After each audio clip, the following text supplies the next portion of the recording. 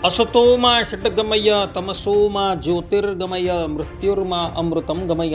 ओम शांति शांति शांति। अस्मद्गुरु समारंभां नाथयामून मध्यमां लक्ष्मी वल्लभ पर्यंतां वंदे गुरु परंपरा। હું Rakesh Shastri audio book લેજેન્ડમાં તમારા બધાનું સ્વાગત કરું છું। ઓડિયો બુક લેજેન્ડમાં આજે આપણે બધા ગુણાતીતાનંદ સ્વામીની વાતોનું સત્ય એ વિષય પર થોડી ચર્ચા શ્રવણ કરશું। ગુણાતીતાનંદ સ્વામીની વાતો એ વાસ્તવમાં ગુણાતીતાનંદ સ્વામીએ કરેલી છે કે નથી કરેલી, તથા એ વાતોની અંદર શું છે કે જેને લઈને ઉદ્ધવ સંપ્રદાયના પૂર્વે થયેલા વિદ્વાનોએ એને એક સુરે નકારી નાખેલી, એ બધી જ વાત આપણે આ ઓડિયો બુકની અંદર શ્રવણ કરશું।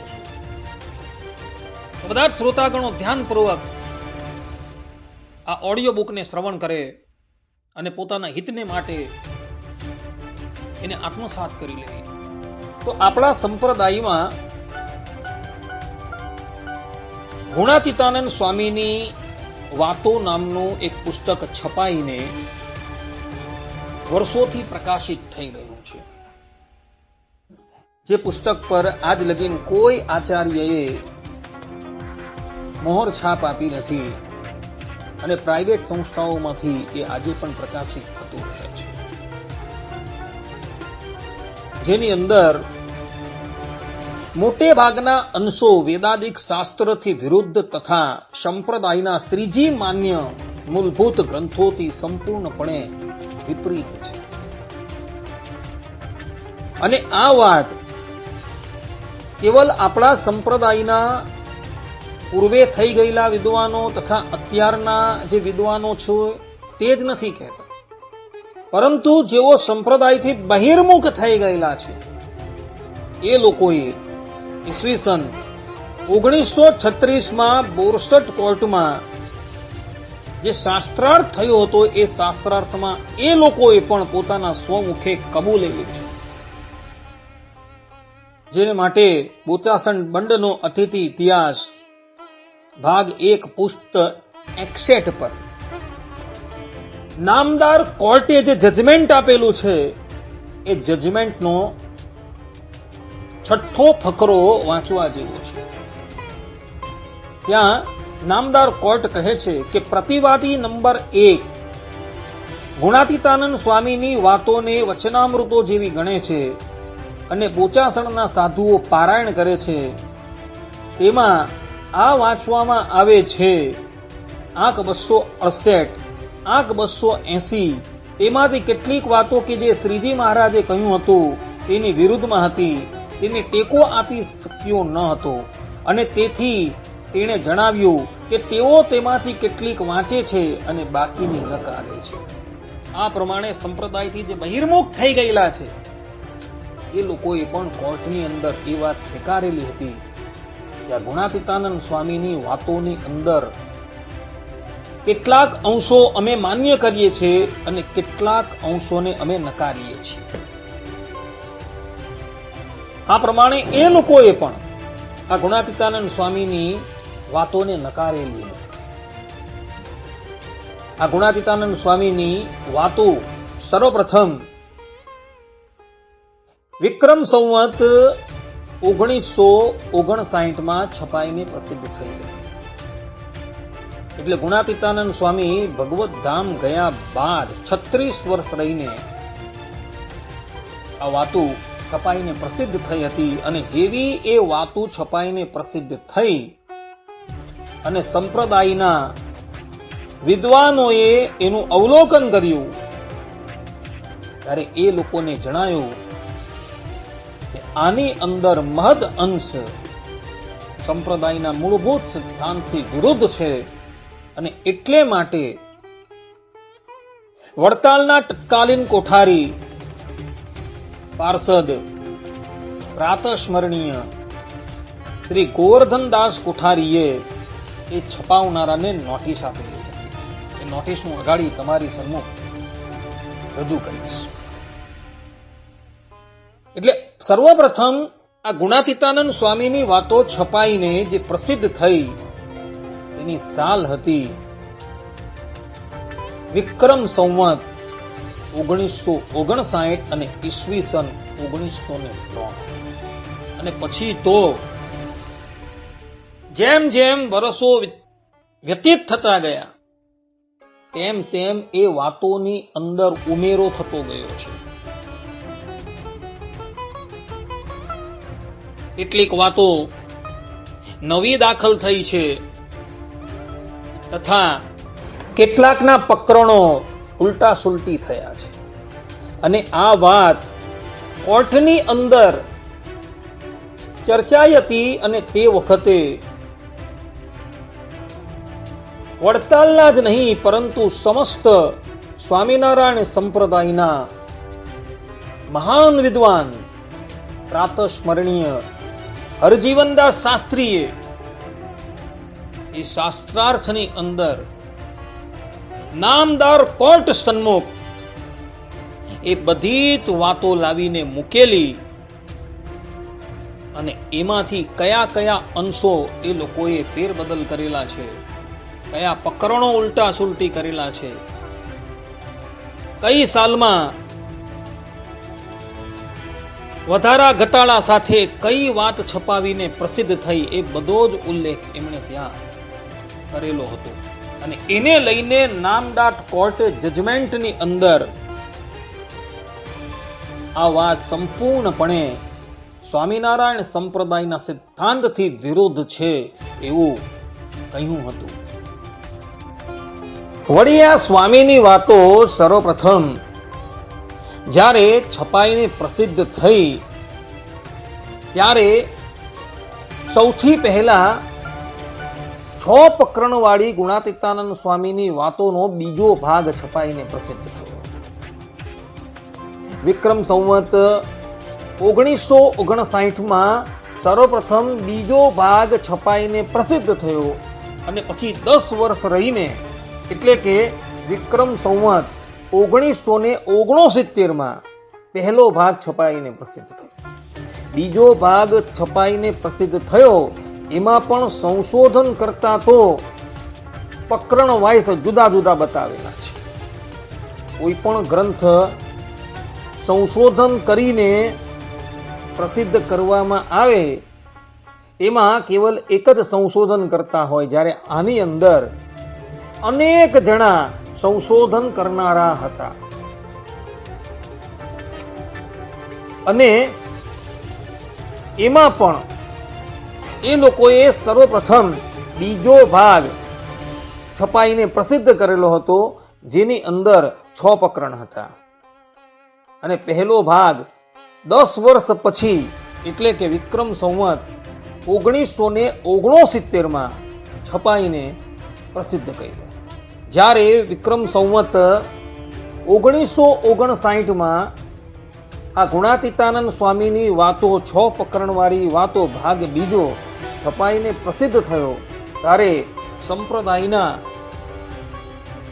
મોટા મોટા વિદ્વાનોએ આ સ્વામીની વાતો વાંચી અને એની અંદર એઓને સંપ્રદાયના મૂળભૂત સિદ્ધાંતોથી વિરુદ્ધ જે પણ કંઈક દેખાયું એને લઈને એ વિદ્વાનોએ વડતાલના કોઠારી ગોવર્ધનદાસજીને આ બધી વાત કરી અને એને લઈને ગોવર્ધનદાસ કોઠારીએ આ છપાવનારાને વકીલ મારફતે નોટિસ મોકલેલી. એ નોટિસ તમને અત્યારે તમારી સ્ક્રીન ઉપર દેખાય છે. બોચાસણ બંધના અતિથિ ઇતિહાસ ભાગ 1 પૃષ્ઠ 126 અને 127 પર આ નોટિસ જોવા મળે છે. એ નોટિસ એને આપવામાં આવેલી હતી અને એને લઈને જ્યારે બીજી વખત આ ગુણાતીતાનંદ સ્વામીની વાતો ભાગ 2 વિક્રમ સંવત 1966 છપાઈને પ્રસિદ્ધ કરવામાં આવી ત્યારે એમાંથી એક પ્રકરણ કાઢી નાખવામાં આવ્યું. અને બીજા ભાગની અંદર કેવલ 5 જ પ્રકરણ હતા. આ વાત ઉચ્ચાસન બંડના અતિથિ ઇતિહાસ પૃષ્ઠ 124 ની ઉપર લખાયેલી છે. વાસ્તવની અંદર એ બધી જ વાત સત્ય હતે તો એની અંદરથી આ એક પ્રકરણ કેમ કાઢી નાખવામાં આવ્યું?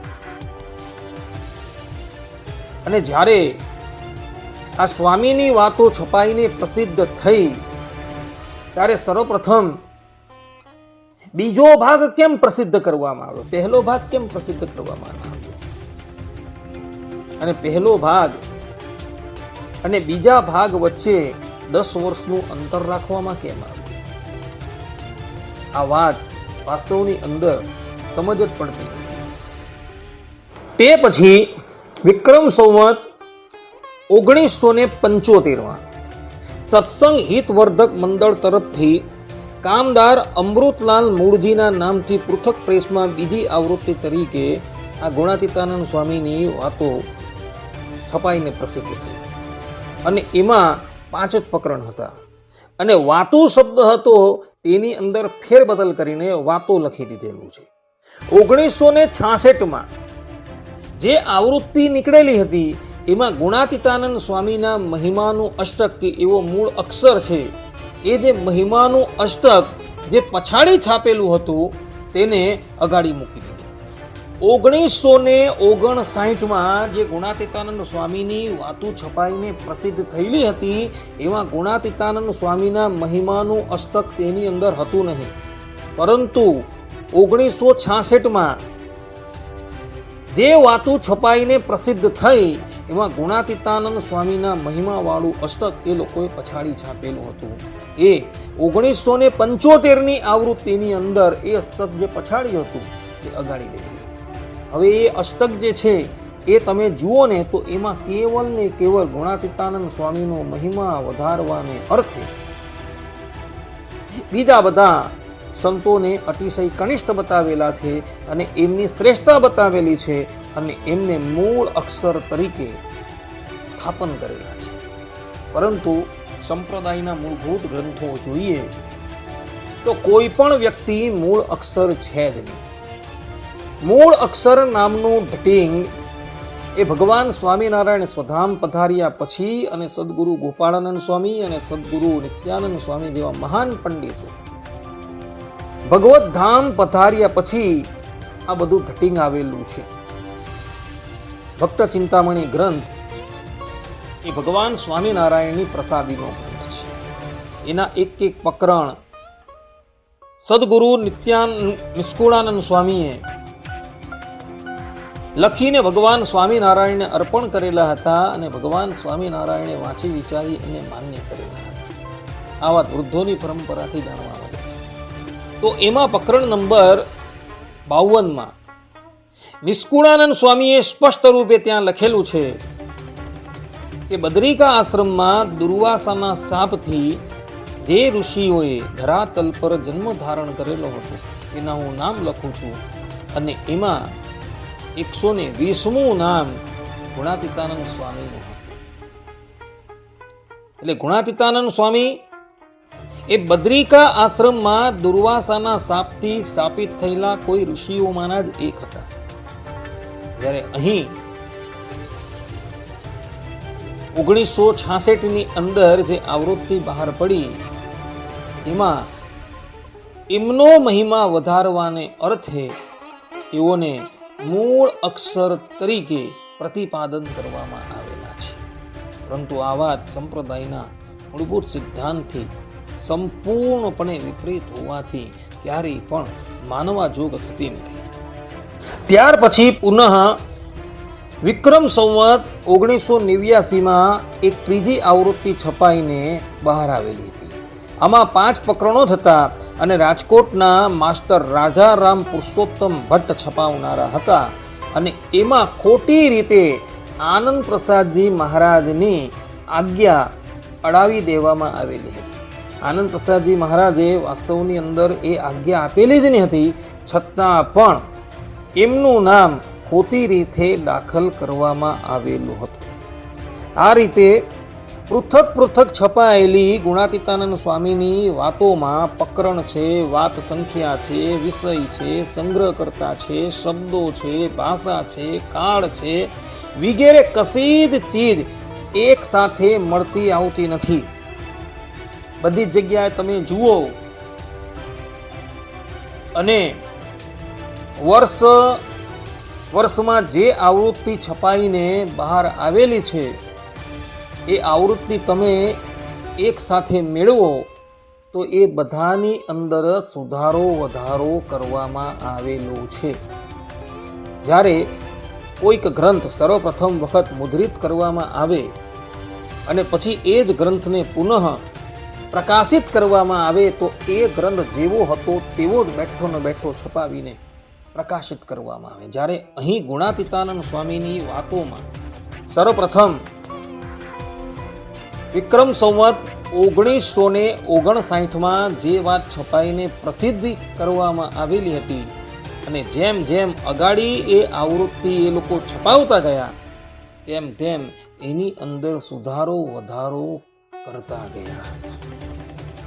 અને આ વાત ઉચ્ચાસન બંડના અતિથિ ઇતિહાસ પુષ્ટ 123 થી લઈને 125 ઉપર લખાયેલી છે.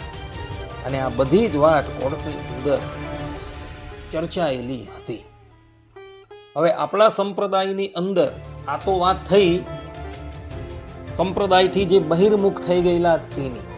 હવે આપણા સંપ્રદાયની અંદર જે ગુણાતીતાનંદ સ્વામીની વાતો અત્યારે પ્રકાશિત થઈને પ્રસિદ્ધિ પામેલી છે તેનો ઇતિહાસ કહું તમને તો વૃદ્ધોની પરંપરાથી અમને એ વાત જાણવા મળી છે કે આપણા સંપ્રદાયના એક મહાન વિદ્વાન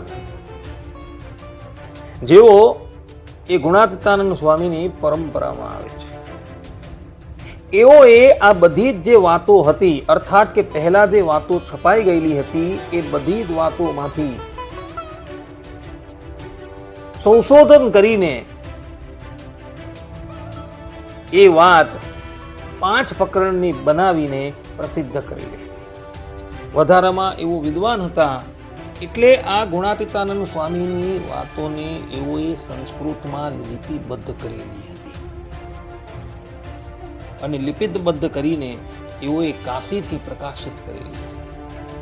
પરંતુ એ પણ તમે જુઓ અર્થાત કે અત્યારે જે આપણા સંપ્રદાયમાં ગુણાતીતાનંદ સ્વામીની વાતો જે પ્રચલિત છે એને પણ તમે જુઓ ને તો એમાં પણ સ્થાન પર સંપ્રદાયના મૂળભૂત સિદ્ધાંતોથી વિરુદ્ધ વાતો જોવામાં આવેલી છે અને એમાં પણ 5મા પ્રકરણની અંદર તો હદ કરી દીધેલી છે.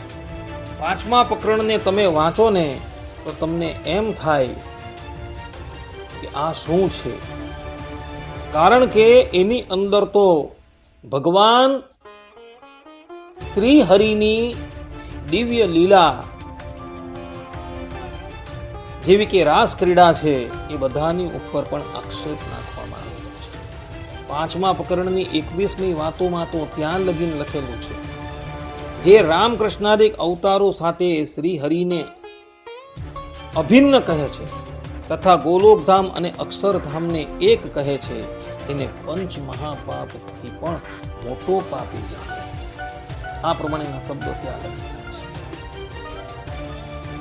કોઈ પણ ગ્રંથ હોય એ સંસ્કૃતમાં લિપિબદ્ધ કરવાથી ક્યારેય પણ પ્રમાણિક થતો નથી અને સંસ્કૃતમાં લિપિબદ્ધ કરવાથી જો એ પ્રામાણિક થતો હોય તો ચાર્વાક દર્શન તથા બુદ્ધોના ગ્રંથો તથા જૈનોના ગ્રંથો બધા જ સંસ્કૃતની અંદર લિપિબદ્ધ છે.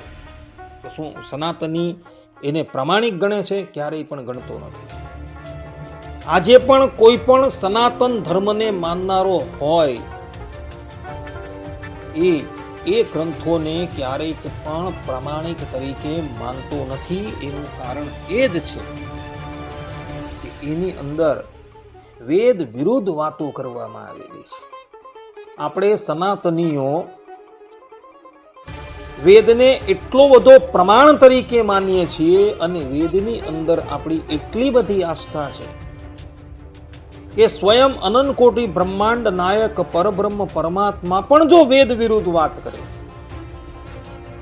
તો આપણે એને પણ નકારી દઈએ છીએ, જેનું દ્રષ્ટાંત છે ભગવાન બુદ્ધ. ભગવાન બુદ્ધે અસુરોને મોહ પમાડવાને અર્થે વેદ વિરુદ્ધ જ્ઞાનનો પ્રચાર પ્રસાર કર્યો. તો આપણે બુદ્ધને નમસ્કાર કરીએ છીએ, બુદ્ધની 24 અવતારોમાં ગણના કરીએ છીએ, પરંતુ બુદ્ધને નમસ્કાર કરીએ છીએ. પણ બુદ્ધે જે જ્ઞાન આપેલું છે એને આપણે ક્યારેય પણ માનતા નથી.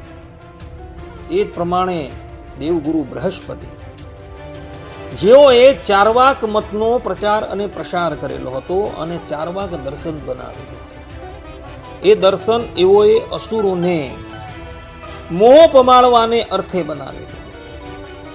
આપણે બૃહસ્પતિને પ્રણામ કરીએ છીએ, પરંતુ એમણે બનાવેલા દર્શનને ક્યારેય પણ માનતા નથી, કારણ કે એ વેદ વિરુદ્ધ છે. એ જ પ્રમાણે વેદ વિરુદ્ધ એવી કોઈ પણ વાત, ભલે કોઈ પણ મોટો કેમ ન કરતો હોય, આપણે એને ક્યારેય પણ પ્રમાણિત તરીકે ગ્રહણ કરતા નથી. એનું કારણ એ કે આપણી વેદોની અંદર પરિપૂર્ણ નિષ્ઠા છે, પરિપૂર્ણ નિષ્ઠા છે. ગુણાતીતાનંદ સ્વામીની વાતોને તમે જુઓ તો એમાં વેદ વિરુદ્ધ તથા સંપ્રદાયના મૂળભૂત સિદ્ધાંતથી કેટલું એ વિપરીત એમાં જોવા મળે છે. અને જ્યારે એ છપાઈને પ્રસિદ્ધ થઈ ત્યારે જેમ જેમ વર્ષો જતા ગયા તેમ તેમ એની અંદર સુધારો વધારો કરવામાં આવ્યો હતો. અત્યારે તો એવી ખબર પડેલી છે કે સંપ્રદાયથી જે બહિર્મુખ થઈ ગયેલા છે એ લોકોએ તો 26 પ્રકરણની ગુણાતીતાનંદ સ્વામીની વાતો છપાવીને પ્રસિદ્ધ કરી છે. તો આ બધી વાતો આવી ક્યાંથી? કે એક વિચારવાનો પ્રશ્ન છે. જે લોકોએ આ સંબંધની અંદર કંઈ પણ જાણવું હોય કે ગુણાતીતાનંદ સ્વામીની વાતો વિશે ઉચાસણ બંધના અતિથિ ઇતિહાસમાં જે પણ કંઈક લખાયું છે એ જોઈ લે. પૃષ્ઠ નંબર 123 થી લઈને 127મું પૃષ્ઠ અવશ્ય વાંચી લે. જ્યાં બધી જ વાતોનો ઉલ્લેખ છે, કારણ કે આ બધી જ વાતો તે સમયે કોર્ટની અંદર ચર્ચાયેલી હતી અને નામદાર કોર્ટે એના પર સહી સિક્કા કરેલા હતા. માટે ભક્તો, આ ગુણાતીતાનંદ સ્વામીની વાતોનું જે સત્ય છે, સત્ય મેં તમારી સન્મુખ અત્યારે ઉપસ્થિત કરેલું છે. માટે આ વાતોને ક્યારેય પણ તમે માનતા નહીં. આ વાત સંપ્રદાયના સમસ્ત સિદ્ધાંત સંપૂર્ણપણે વિપરીત હોવાથી ક્યારેય પણ માનવા યોગ્ય રહેતી જ નથી. તો કહીને હું મારા પ્રવચનને અહીં વિરામ આપું છું. સર્વે સંતુ નિરામયઃ, સર્વે સુખીનો ભવન્તુ, સર્વદ્રાણી પશ્યન્તુ, મા કશ્ચિદ દુઃખાય અસ્તુ. જય સ્વામિનારાયણ.